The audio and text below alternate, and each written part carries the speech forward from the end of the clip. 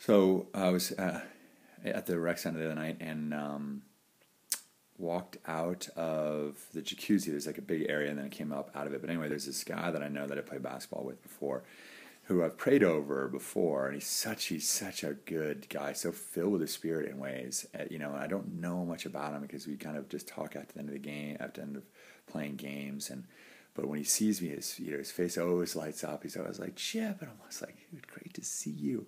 And so I'm talking to him, and his ankle's hurting. He had actually an injury playing basketball, and so I again asked him if I could pray, and he's like, absolutely. And so I get on my knees and pray for his ankle to be healed completely, and then talk to him a little bit more about my life, and he shared more about his life, and I unfortunately had to run, but and then I went into the to take a shower, and there's a guy that I know, that I've just encountered. First encountered him in a jacuzzi.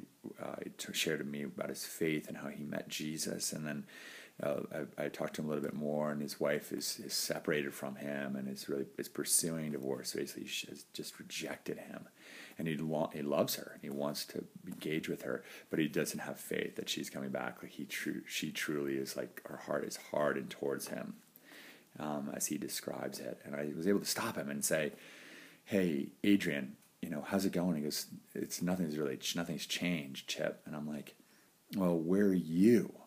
And he's like, I don't have faith. I don't have hope. And I'm like, well, I can spur you on. I was able to, in that moment, just say, how big is your God? How big is your God? And then I was able to really exhort him and say, did you make a covenant before God and before your wife that you would honor your vows to her as best as you could in pursuing that in your life? And he said, yes. And I said, well, what is the problem? It's not in your power to change her, but it is in your power to hold your covenant, to keep your covenant to her, regardless, till death do you part. For that is the treasure that you'll receive when you see the King face to face in heaven, that you honor your covenant to him and to your wife, regardless of her choices.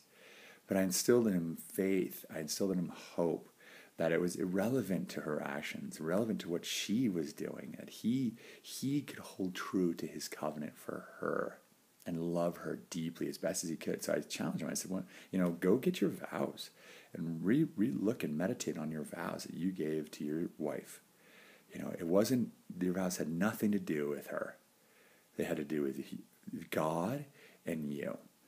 Your vows to her, no matter what. That is the marriage vow. So my point with this, there are actually multiple layers to why I believe God wanted me to share this testimony. And one is that we put ourselves out there. Like, Adrian was walking by, I was naked in the shower, and I saw him, and I'm like, Adrian. I could have easily just been like, yeah, he was on his way, and he stopped. And I was like, and I gave him my email address again so we could connect, like, on a deeper level, have a tea or lunch or, a coffee that we could pray together. But do we step out?